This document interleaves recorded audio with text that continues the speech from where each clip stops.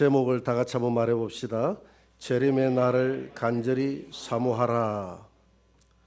마태복음 24장 3절에 보면 제자들이 우리 예수님에게 이런 질문을 합니다. 예수님, 세상 끝날에는 어떤 징조가 있겠습니까? 세상 끝날이라는 것은 우리 예수님이 오시는 날을 말합니다. 우리 예수님이 오시면 인류 역사가 종결되는 줄 믿으시기 바랍니다. 그날에 어떤 징조가 있겠습니까? 어떤 환상을 보겠습니까? 꿈을 꾸겠습니까? 이런 이야기를 한 것이 아니라 이 세상에 어떤 징조가 일어나겠느냐고 질문했습니다. 그때 우리 주님이 여러 가지 말씀을 하셨는데 그 징조에 대해서 세상 끝날에 일어날 여러 가지 징조, 우리가 징조를 보면 우리 주님이 이 땅에 오실 때가 다 가까웠다 하는 것을 우리가 알 수 있잖아요. 그래서 어떤 징조가 일어나는지에 대해서 한번 알아보도록 하겠습니다. 먼저 마태복음 24장 7절에 보니까 전쟁의 징조가 있을 것이다. 같이 한번 읽어봅시다. 민족이 민족을, 나라가 나라를 대적하여 일어나겠고 있으리니. 사진을 한번 떼어주세요.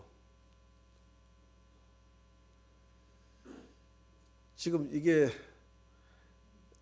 우크라이나 전쟁입니다. 우크라이나 이 전쟁으로 인해서 다음 사진을 한번 봅니다. 이 교회가 무려 494곳이나 이 교회에 관련된 시설, 또 교회를 비롯해서 여러 시설들이 파괴가 됐습니다. 우리 기독교가 심대한 타격을 입고 있어요. 이런 전쟁들이 나라가 대적해서 민족을 대적해서 일어나게 될 것이다. 우리 1차 세계대전, 2차 세계대전이 멀지 않은 이 100년 이내에 다 일어났던 전쟁이죠. 민족이 민족을 대적하는 전쟁. 이 우크라이나 전쟁은 나라와 나라를 대적하는 그런 전쟁. 그런 전쟁이 일어나면 인자가 가까이 온 줄로 알아라. 이렇게 말하고 있습니다. 또 마태복음 24장 7절을 한번 봅시다. 기근과 지진이 있을 것이다. 이렇게 말합니다. 다 같이. 민족이 민족을, 나라가 나라를 대적하여 일어나겠고 곳곳에 기근과 지진이 있게 될 것이다. 기근의 사진을 한번 보여줍니다. 사진을 한번 봅시다. 이 사진이 옥스팜이라는 세계 최대의 긴급 구호 단체에서 보낸 사진입니다. 코로나 이후로 기근이 6배나 지구촌에 더 늘어났다는 거예요. 코로나 이후로 기근이 6배나 더 늘어났습니다. 다음 그림 한번 보여주세요. 이 북한에 여러분들 잘 아시죠? 2010년도의 사진입니다. 이 꽃제비다 해가지고 지금 토끼풀을 뜯고 있어요. 토끼 주려고 뜯느냐고 물어보니까 토끼 주려고 하는 게 아니라 제가 먹으려고 떴습니다. 이렇게 이야기했어요. 그리고 자기 부모님은 다 기아로 돌아가셨고, 그리고 저 소녀도 얼마 후에 굶어서 죽었습니다. 저게 우리 방송에 나왔던 사건이죠. 북한은 1994년부터 2000년 사이에 대기근을 겪게 됩니다.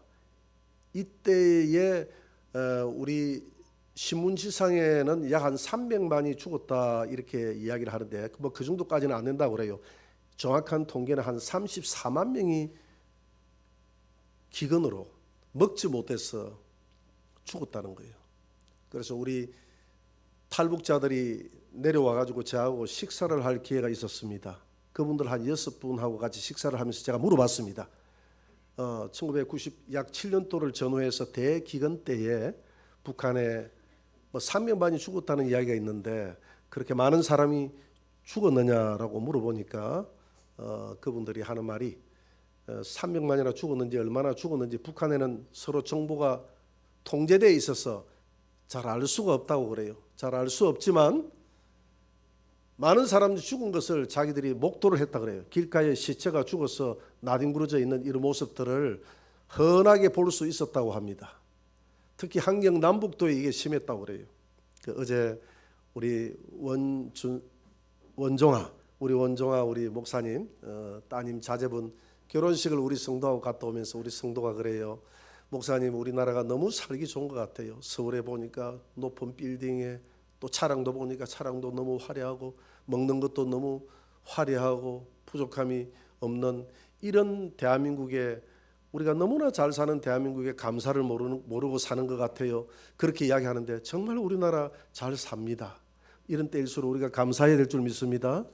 그런데 곳곳에 기근과 지진이 있다고 그러잖아요. 곳곳에 기근과 지진이 일어날 거예요. 기근이 있을 것이다. 곳곳에 기근이. 그래서 코로나가 걸리고 난 이후에 기근이 이렇게 6배나 더 늘어났다고 합니다. 곳곳이라는 것은 이 지구촌 전체에 기근이 있다는 말은 아니죠. 우리나라 같이 이렇게 잘 사는 나라가, 이렇게 부유하게 풍족하게 사는 나라가 있는 반면에 저렇게 굶어 죽어가고 있는 사람들이 너무나 많다는 거예요. 어떤 때는 저런 모습을 쳐다보면서 밥 한 그릇을 제대로 잘 먹고 살아가는 이 자체가 죄라는 생각이 들 때가 있어요. 다음 사진을 한번 보여줍니다. 지진 한번 봅시다. 이 우크라이나 키이우입니다. 이 지진이 벌어져 가지고 다음 사진 한번 봅니다. 이 터키에, 제가 말을 잘못했다. 티르키예라고 하죠, 그죠? 티르키예 이번에 그 사진입니다. 이 사망자가 한 3만 명 나왔다고 하는데요. 다음 사진 한번 봅니다. 이 아버지가 자기 딸을 보내지 못해서 저기에 손을 잡고 관에 있는 딸을 갖다 손을 잡고 낳아주지 않는 이런 모습을 보고 전 세계가 울었다고 하지 않습니까? 이런 불행들이 우리 주변에 일어나고 있습니다. 그림 넘어갑니다.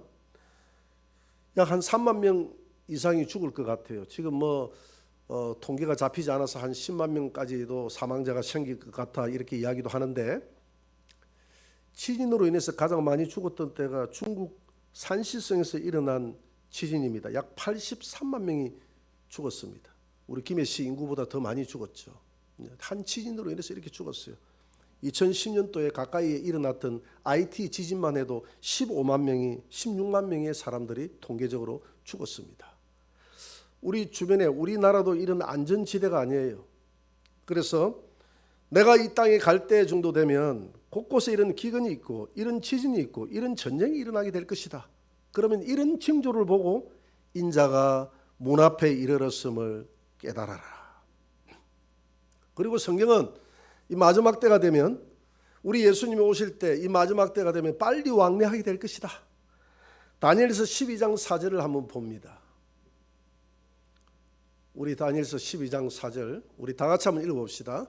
다니엘아, 마지막 때까지 이 말을 간수하고 이 글을 봉함하라. 많은 사람이 빨리 왕래하며 지식이 더하리라. 많은 사람들이 빨리 왕래하게 될 것이다 라고 이야기합니다. 그림을 한번 떼어주세요. 초음속 열차를 한번 봅시다. 이게 하이퍼루프다 해가지고 저런 그 루프 감통 속에 진공 튜브 열차거든요. 진공 속에 집어넣어서 달리는 이 열차인데, 이 열차를 누가 개발했느냐 하면 미국의 전기 자동차 회사 테슬라 모터스 일론 머스크가, 세계 제일의 부자라고 하는 일론 머스크가 개발했습니다. 하이퍼루프 원에서 개발했다 이 말입니다. 이 하이퍼루프는 미국 라스베이거스 근교에 있는 사막지대에서 테스트를 진행했는데 시속 1126km까지 나왔다는 거예요. 이 시속으로 달리면 서울에서 부산까지 약 한 저기 보니까 17분, 빠르게는 16분에서 17분 정도면 도달할 수 있는 그런 거리. 그래서 저걸 이제 우리나라도 도입하려고 지금 막 그러죠. 얼마 후면 저게 아마 실용화 될 거예요. 저게 상용화 될 겁니다. 그리고 다음 그림을 한번 보여주세요. 이게 콩고드라는 초음속 여객기입니다. 다음 그림 보여주시고요. 콩고드 여객기인데요. 미 항공우주국이 개발한 극초음속 X-43A라는 됐습니다. 다음 그림 넘어가시고요. 됐어요. X-43A라는 이런 음속의 10배에 달하는 이 비행기가 나왔어요.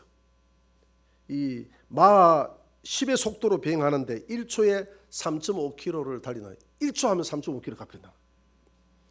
그래 1시간에 약 1만 1263km의 속도로 비행한다는 겁니다. 그러면 이게요, 지금 서울에서 뉴욕까지 거리보다도 더 먼 거리예요. 서울에서 뉴욕까지 거리는 11,000km밖에 안 돼요. 그런데 이거는 1시간 만에 1만 1263km를 달리니까 서울에서 아침밥을 먹고 출근해서 뉴욕에서 일 보고 집으로 돌아와서 저녁밥 먹고 이게 가능하단 말입니다. 전 세계가 1시간이면 가능한 거리예요. 이게 얼마 후면 이제 상용화됩니다. 이것뿐만이 아니라 실험 결과 마 10이 이렇게 빨리 달린다고 하는데 마 17까지도 달릴 수 있다는 겁니다. 이런 시대에 우리가 살아가고 있어요. 이렇게 빨리 왕래하는 시대. 빨리 왕래하는 시대. 옛날에는 말 타는 것만 해도 빠르고 자전거만 타고 와도 빠르고 그렇게 빨랐는데 지금은 뭐 그런 거 비교가 안 되죠. 얼마나 빠른 시대. 전 세계가 일일 생활권에 다 들어가는 이런 시대에 우리가 살고 있다. 말세가 되면 마지막 때가 되면 사람들이 이렇게 빨리 왕래하게 될 것이다. 그리고 다니엘서 12장 4절을 한번 봅니다. 그 맨 뒤에 보니까 지식이 더하리라. 여러분 지금은 지식이 폭증하는 시대입니다. 인터넷에 챗 GPT라는 사이트가 있어요. 이게 뭐냐면 오픈 AI에서 개발한 대화형 인공지능 사이트입니다. 대화, 인공지능하고 대화를 하는 거예요. 그래서 한 기자가, 기독교 기자가 가상의 설교문을 하나 좀 해달라고 넣었어요. 내가 이런 환자를 지금 신방하려고 하는데 환자에게 필요한 그런 좀 말씀을 주세요 하고 타닥타닥 몇 자 쳐가지고 입력을 했더니 5분 정도의 분량의 사이트를 이렇게 참 5분 정도 분량의 그 설교문을 달라고 했는데 1분 만에 설교문이 나오더라는 겁니다. 1분 만에 그 설교문이 나오는데 그 설교문 중에서 한 부분을 제가 읽어볼게요. 오늘 우리는 입원 중인 형제를 위해 이 자리에 모였습니다. 이게 AI가 자기가 기록한 설교문입니다. 이 형제는 우리의 사랑과 지원을 갈망하고 있습니다. 애통하는 자는 복이 있나니 그들이 위로를 받을 것이며 라고 했습니다. 그리스도는 이 형제의 아픔과 슬픔을 이해하십니다. 저보다 낫잖아요. 이 문장 하나가 물 흐르듯이 이렇게 문장을 해가지고 탁 주니까 그거 가지고 가서 이렇게 환자를 신방해도 아무 문제가 없는 지식이 폭증하는 시대. 한국의 최고의 지성인이라고 하는 이어령 씨도 하나의 그 책을 쓸 때는 사이트를 4개나 열어놨다고 그래요. 뭐 네이버, 구글, 뭐 다음 이런 사이트 있잖아요. 거기에서 지식을 찾았다는 겁니다.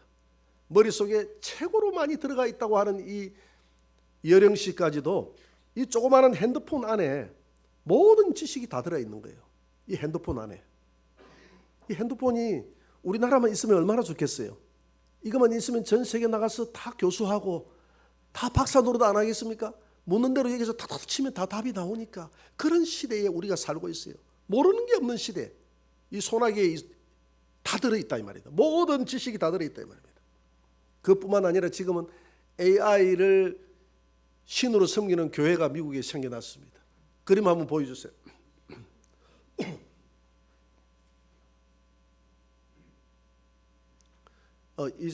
이분이에요. 이분이 앤스니 레반도브스키라는 인공지능을 섬기는 교회의 창시자입니다. 이분이 창시를 했는데요. 다음 그림 한번 보세요. 인공지능을 저렇게 신으로 섬기고 있어요. 그 세 번째 한번 보세요. 세 번째 교회의 모습입니다. 됐습니다. 여러분 그렇잖아요. 설교 잘하잖아요. 조금 전에 봤잖아요. 이런 설교 해달라면 우리에게 맞춤형 설교를 해줘요. 그분이 신인 거예요. 아무리 앞으로 인공지능이 나와서 설교를 잘해도 우리 목사보다 낫다 바꾸자 이런 이야기 하지 마시기 바랍니다. 그건 우상이에요. 우상. 인간이 넘어야 될 선을 넘어서는 안 되는데 넘어야 될 선을 넘고 우상을 섬기는 그런 시대가 돼버렸다 이 말입니다. 모든 것을 다 답해 주니까. 그게 AI가 신이 아닙니까? 사람들 입장에서는 원하는 걸 다 주니까 답을 다 해주고 척척척척 답을 다 주니까. 마지막 때가 되면 이렇게 지식이 폭증하게 될 것이다. 이렇게 사람들이 빨리 왕래하게 될 것이다. 그러면 인자가 곧 문 앞에 이르렀음을 깨달아라. 할렐루야. 그리고 난 다음에 특징 중에 하나가 이단들이 활개를 치게 될 것이다. 마태복음 24장 24절을 한번 봅니다.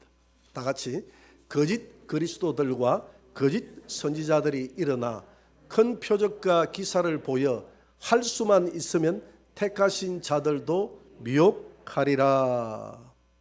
여러분, 우리나라에 기독교인이 약 한 1,000만이 됩니다. 근데 이단이라고 우리나라에서 지정한 교회의 성도들이 약 한 200만이 돼요. 그러면 5명 중에 1명이 이단이에요. 지금 그런 시대가 되어버렸습니다. 우리나라의 자칭 그리스도, 자칭 하나님이 100명이 넘습니다. 근데 문제는 교회를 다니다가 많은 사람들이 그런 사람들을 마지막 시대의 메시아로 받아들이고 따라간다는 겁니다. 신천지가 그렇지 않아요? 메시아라고 하잖아요. 누가 마지막 이 말세의 메시아가 이만이라고 하지 않습니까? 누가 다 나갔습니까? 교회 성도들이 다 빠졌잖아요. 성도가 얼마나 됩니까? 지금 24만, 한 30만 가까이 되잖아요. 말이 30만이지. 어마어마한 숫자입니다. 끝이 안 보입니다. 그렇게 다 어디에서 빠져나갔나요? 교회에서 다 빠져나갔어요. 어떤 성도들 대충 신앙생활 하는 사람 빠져나가지 않았습니다. 믿음 생활 잘하고 성경 공부 열심히 하고 헌신하고 충성하고 지성인들, 많은 대학생들 다 빠져나갔어요.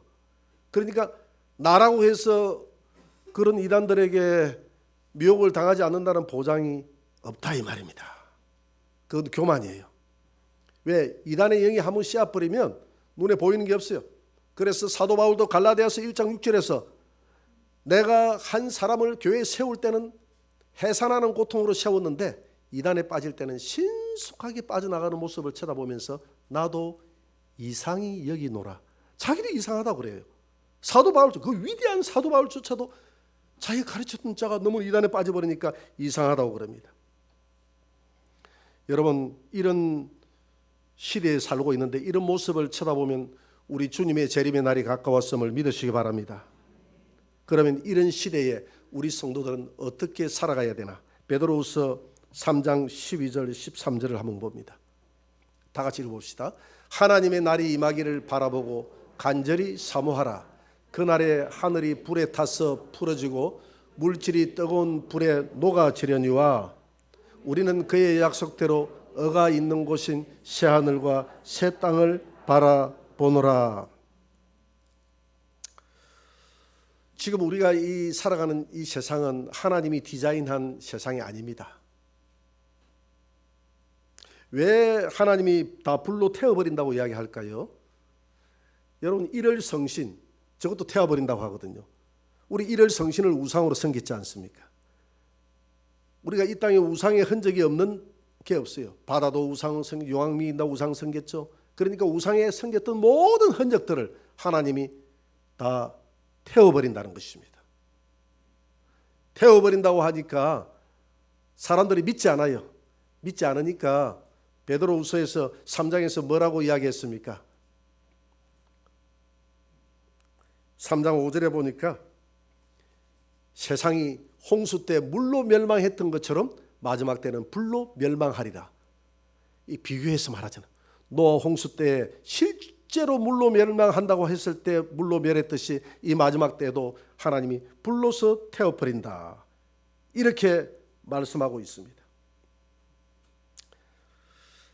그래서 데살로니가후서 4장 16절 17절에는 보니까 우리 성도들을 같이 한번 읽어봅시다. 주께서 호령과 천사장의 소리와 하나님의 나팔 소리로 친히 하늘로부터 강림하시리니 그리스도 안에서 죽은 자들이 먼저 일어나고 그 후에 우리 살아남은 자들도 그들과 함께 구름 속으로 끌어올려 공중에서 주를 영접하게 하시리니 그리하여 우리가 항상 주와 함께 있으리라. 여기서 휴거라는 말이 없다고 이야기하는데 휴거라는 말이 있어요. 그게 한문으로 끌어올려 할 때 끌 휴자에 덜 거자에 끌 휴자입니다.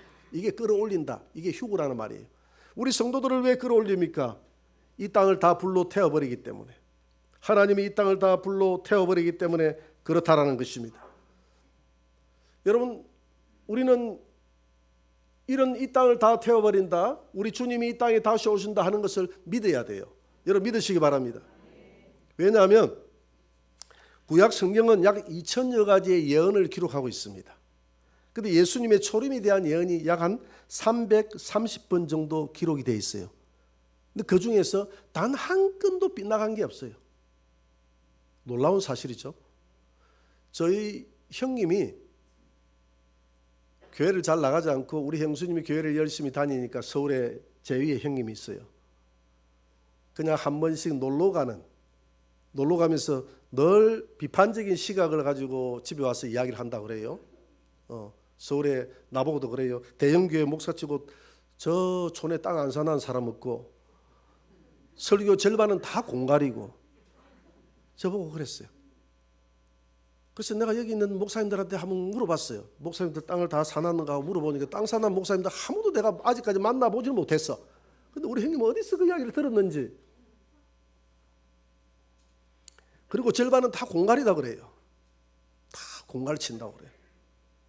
그랬는데 그런 이성적인 신앙을 가지고 있는 우리 형님에게 답답하니까 그 담임 목사님이 찾아와서 한 시간만 시간을 좀 달라 해가지고 신구약을 비교하면서 성경에서 예언되었던 게 이루어졌던 이 사건들에 대해서 하나하나 설명하기 시작하면서 우리 형님이 거기에 깨지기 시작한 겁니다. 동생아, 놀랍더라. 나는 성경에 어떤 한 저자가 기록한 줄 알았는데 그렇게 40여 명에 대한 많은 저자들이 1600년에 걸쳐서 기록하면서 어떻게 그렇게 예언이 맞아떨어졌다는 사실에 대해서 예수님이 은 30냥에 판다고 했는데 31냥에 팔았다고 하면 그 안 되잖아요. 예수님이 30냥에 정확하게 팔린 거예요. 예수님의 옷을 이렇게 군병들이 다 찢어가지고 4조각으로 나눈다 했는데 그게 그대로 이루어진 거예요. 처녀의 몸에서 잉태한다고 했는데 그대로 이루어진 거예요. 성경에는 330가지의 예언들이 하나도 빗나간 게 없다는 겁니다. 하나도 빗나간 게 없다는 것은 앞으로도 장차 예수님이 예언하신 장차 이런 일이 있을 때 인자가 온다는 이 재림의 사건도 한 채 오차도 없이 일어날 줄 믿으시기 바랍니다. 그래서 예수님의 재림과 관련된 예언은 더 많아요. 구약에서 약 한 1200예를 재림과 관련된 예언을 다루고 있고요. 신약은 약 한 300회 이상 다루고 있습니다. 그 중에서 많은 부분들이 이루어졌고 이제 주님이 이 땅에 오실 때 이루어져야 될 내용도 일부 남아 있습니다. 사람이 기록한 것이라면 이렇게 이런 많은 예언들이 하나라도 빗나가야지 이렇게 정확하게 맞아떨어질 수가 없다는 거예요. 그래서 우리는 주님이 이 땅에 재림하여 온다는 것, 우리 성도들은 5가지를 믿어야 돼요. 예수님이 성령으로 마리아에게서 태어났다는 것을 믿으시기 바랍니다. 그 다음에 우리의 죄를 위해서 십자가에 달려 대속하여 돌아갔음을 믿으시기 바랍니다. 그 다음에 세 번째는 우리 예수님이 3일 만에 부활하여 살아났음을 믿으시기 바랍니다. 네 번째는 그 예수님께서 500명이나 되는 성도들이 보는 가운데서 감람산에서 하늘로 휴거되어 올라갔음을, 성천에 올라갔음을 믿으시기 바랍니다. 때가 되면 그 예수님이 이 땅에 재림하여 오실 것을 믿으시기 바랍니다. 그런데 주님이 이 땅에 오실 때 많은 사람들이 관심이 없다고 그랬어요. 누가복음 17장에 보니까 이 20절에 보니까 내가 올 때에 노아의 때와 같고 롯의 때와 같을 것이다.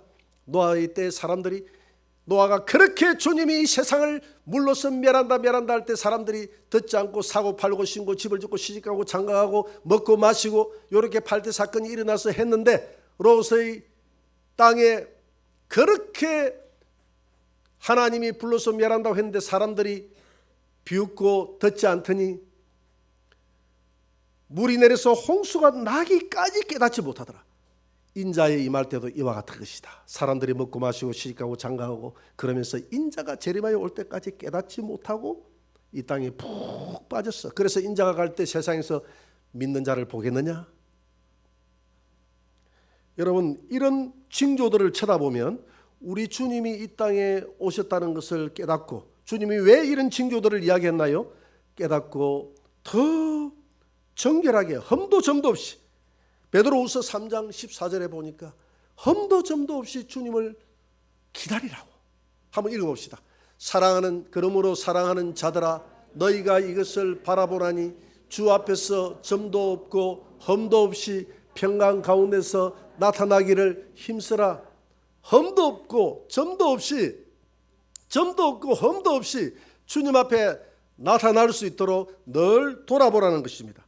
사도 바울의 목회의 목적은 고린도서 11장 2절에 보니까 내가 너희를 정결한 처녀로 너희들의 남편인 그리스도께 내가 중매함이로다 이렇게 이야기했어요. 중매하는 것. 저도 마찬가지입니다. 목회하면서 여러분들이 주님의 정결한 신부가 되어져서 우리 주님 오실 때에 세속에 푹 빠져있는 성도가 아니라 늘 주님을 도적같이 맞이하는 것이 아니라 신랑같이 맞이하는 성도가 되기를 여러분들에게 바라기 때문에 또 이런 설교를 하고 열심히 가르치는 거예요. 우리 기독교는 세상과 타협하는 종교가 아닙니다. 세상 속에 들어가서 세상을 변화시키는 종교예요. 빛과 어둠이 함께 할 수 없다고 그랬습니다. 성경은 세상은 어둠이요 너희들은 빛이라고 했습니다. 그런데 오늘 교회가 빛을 많이 잃어버리지 않습니까? 우리 안에 빛이 없어요. 우리 교회를 다닌다고 해서 무슨 빛이 있습니까? 주님, 빛이 없는 내 안에 빛으로 임재하여 주옵소서. 나를 붙들어 주시고 내가 세상의 빛과 소금이 되어져서 이 어두운 세상을 밝혀나가고 변화시켜 나가는 그런 존재로 나를 삼아 주옵소서. 그래서 우리가 주님이 이 땅에 오실 종말의 때가 다 돼가니까 종말이라는 것은 역사의 종말이 있고 개인의 종말이 있지 않습니까? 어쩌면 오늘 저는 역사의 종말을 이야기했는데 역사의 종말은 예수님이 이 땅에 옴으로써 종결되는 거예요.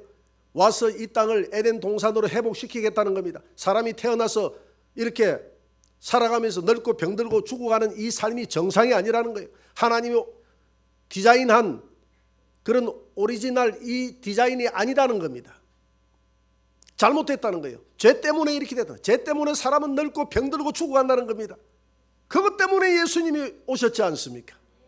그래서 그 예수님이 이 세상의 모든 죄를 다 짊어지고 가셨고 하나님의 믿는 백성이 다 숫자가 찼을 때 내 백성을 데리러 올 때 그날에 에덴이 회복된다고 그랬어요. 믿으시기 바랍니다. 그래서 그러면 우리는 어떻게 살 것이냐, 이런 날이 임할 때가 이제 임하는 모습을 쳐다보면서 우리 주님이 이 땅에 오실 때가 다 돼가는 이런 모습을 쳐다보면서 성도들은 더 깨어서 기도해야 될 줄 믿습니다. 이런 때일수록 예배를 열심히 드려야 될 줄 믿습니다. 맡은 사명 잘 충성하시기 바랍니다. 늘 사랑하시기 바랍니다. 늘 복음을 전하고 하나님의 나라가 임하기를 간절히 사모하시기 바랍니다. 마태복음 16장 2절 이후에 보니까 예수님이 바리새인들과 서기관들을 책망했습니다. 너희들은 오늘 저녁에 하늘이 붉으면 내일 날씨가 참 좋겠다, 이렇게 이야기하고 그 다음날 또 하늘이 붉으면 오늘은 날이 흐리고 굳겠다, 이렇게 이야기하면서 어떻게 천기를 분별할 줄 아는데 왜 시대를 분별할 줄 모르느냐. 여러분, 이 시대를 분별하시기 바랍니다. 이런 시대에 그렇다고 해서 우리가 논 팔고 집 팔고 다 산으로 들어가고 저 피지로 가고, 이번에 보니까 예비치다 해가지고 저 남미까지 가가지고 따라간 사람이 보니까 뉴스에 보니까 한 1000명 정도 성도들이 따라갔대요. 그것이 예비처라고. 다 누가 따라가느냐? 다 성도들이 잘못된 이단의 교주를 만나서 따라간다 이 말입니다. 피지가 예비처다 해가지고 따라가는 성도들이 약 한 400명 되는데 여권을 다 뺏겨가지고 한국에 돌아오고 싶어도 돌아오지 못하도록 자기 재산 바치고 다 바쳐버렸는데 어떻게 돌아옵니까? 하나님의 나라는 그렇게 준비하는 게 아니에요. 주님이 맷돌 갈다가 주님을 맞이한다고 그랬어요. 밤매다가 주님을 맞이한다고 그랬어요. 두 사람이 들어 누워 있다가 주님을 맞이한다고 그랬어요. 그 말은 무슨 말입니까? 우리의 삶 가운데 최선을 다하다가 주님을 맞이해야 된다 이 말입니다. 우리 성도들은, 우리 기독교는 세상을 도피하는 종교가 아니다 이 말입니다. 세상 속에 들어가서 세상을 주님 오시는 그날까지 변화시키는, 복음을 전하는 이 사명을 끝까지 감당하는 것이 우리 기독교고, 그것이 바로 우리 성도들의 임무인 줄 믿으시기 바랍니다. 우리 주님이 이 땅에 오실 때가 이런 모습들을 쳐다보니까 다 됐어요. 이런 때일수록 저 우크라이나가 전쟁이, 저 튀르키예의 지진이, 저 땅에 일어나는 기근이 나와 상관이 없다라고 생각하지 마시고 이렇게 하나님께서 우리에게 복을 주셔서 풍족하게 잘 살아갈 이때에 호람대오 하나님 앞에, 고신대학교 앞에 가면 고람되어 너희들이 하나님 앞에 서야 될 때가 있을 것이다. 너희 젊은이들이여 마음대로 살아가도 좋다. 그러나 하나님 앞에 서야 될 때가 있다는 사실을 알고 살아가라. 여러분, 우리가 하나님 앞에 섰을 때에 흠도 점도 없이 부끄럽지 않고 설 수 있도록 주님 그렇게 하나님의 나라를 사모하며 살아가게 하옵소서. 이렇게 기도하며 살아가는 저와 여러분들이 되시기를 주의 이름으로 축원합니다.